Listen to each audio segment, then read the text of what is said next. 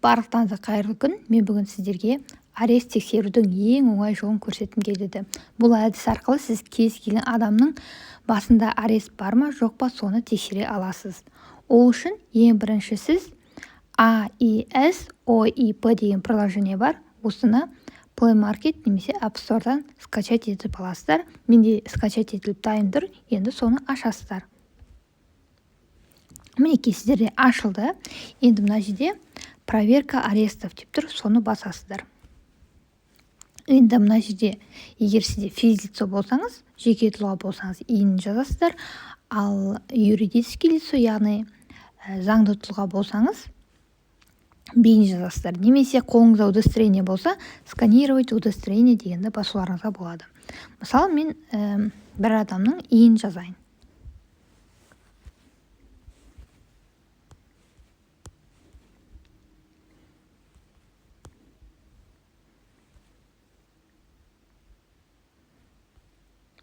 Найти. Мінекей. Иін жазсақ, бізде астында арест, яғни обременение бар ма, жоқ па. Бұл кісіде, мысалы, банковский счетта арест бар.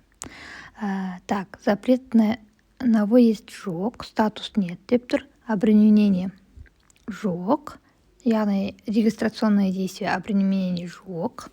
Келесі нотариат бойынша бұл кісіде арест бар. Сосын мүлкіне арест жоқ. Автотранспортқа тоже арест жоқ, және водительский удостоверениеға тоже арест жоқ. Дәл осылай сіздер арест бар ма, жоқ па екен біліп аласыздар. Мына жерде скачать дегенді бассаңыздар, онда сіздерге список шығады. Кімге қанша қарыз екенін немесе часыйдың номері, адресі жазылып тұратын болады. Мінекей, дәл осындай өте оңай әдіспен кез келген адамның иін білсеңіздер, осылай тексере аласыздар.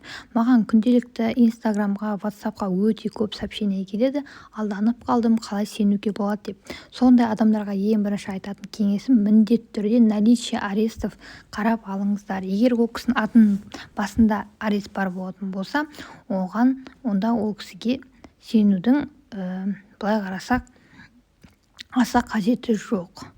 Сондықтан біреуге ақша бермес бұрын, біреуге сенбес бұрын интернеттен немесе мен көрсеткен әдістерді бірінші пайдаланып, содан кейін ғана әрекет жасаңыздар. Ал енді сіздерге видео ұнаса лайк басыңыздар, достарыңызбен, жақындарыңызбен міндетті түрде бөлісіңіздер, олар да біліп жүрсін. Және де сұрақтарыңыз болса, комментарий қалдырыңыздар. Назарларыңызға рахмет.